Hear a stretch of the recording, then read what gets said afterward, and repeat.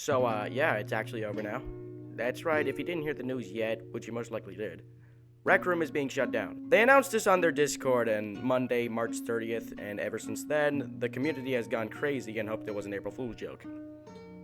It wasn't. So how do I feel about this? Well, not too bad. I mean, it does kind of suck that it's gonna be gone for good. Thing is, just like some other RecRoom players who used to play it so often back in the early 2020s, I think, RecRoom used to be my favorite game until it started going downhill, which people say it started around late 2023 to early 2024, if I'm not wrong. Around that period, updates went from not that good to just not good. Now, if it was getting shut down while the game was still great, which obviously sounds weird, but shut up, then I would have definitely felt more distraught. But like I said, RecRoom used to be my favorite game, and now it's not even in my top 3. Hell, maybe 5. Now my favorite game is TF2, if you're wondering. If you think about it, they sort of just had it coming. Like, the terrible directions they went for is what I blame, to be honest. They were doing pretty good until they stopped making RecRoom originals so often and just went with the idea of making AI content.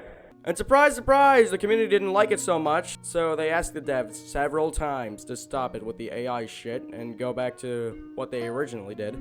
Even some verified creators like Therapeutic, who was probably one of the nicest RecRoom YouTubers, couldn't say that they liked the idea of AI content. And of course, the devs listened to them, right? Wrong! They kept doing it, and that's not the only thing they did wrong. They did the most evil thing they could do to us, and that is removing weekly challenges. Like, why? Weekly challenges were one of the greatest things in RecRoom, but I forgot why they removed it. I mean, even if you just ran out of ideas for rewards to give, you could still just keep it. The least it does is that it can just give the player a list of things to do if they're bored. And let me tell you another thing. They didn't just remove it, they replaced it. And what they replaced it with is the biggest piece of dog shit. It's called weekly rotations. What does it do? I'm glad you asked. It's basically just them advertising in-game cosmetics you can buy with tokens. Thanks, guys. Anyway, they also did some rather unasked and unfortunate decisions. They added the Roomie, which actually wasn't that bad of an idea for AI content. Frankly, I enjoyed the Roomie contest. I wasn't confident with the short I made, but I still wanted to be a part of it, so I just gave him something. Okay, now that I think about it, maybe Roomie wasn't that bad of an idea. Bravo, guys. But the rest, kinda shitty. So apparently they did add some new RecRoom originals. What's wrong with them? Well, the thing is that AI did most of the work. I even made a video a while ago about these games, and spoiler alert, I fucking hated them. The problem with the D&D one is that it just didn't work for some reason, but the magic slot generator thing worked fine. The problem with both of them is that it costs tokens to actually do something. It's like the shit is being ran by Mr. Krabs. Speaking of which, that was another problem RecRoom had at the time. Greed. A lot of things RecRoom added would be RecRoom Plus exclusive, like skin paints, unusual effects. I know they're called auras, but I like to call them that.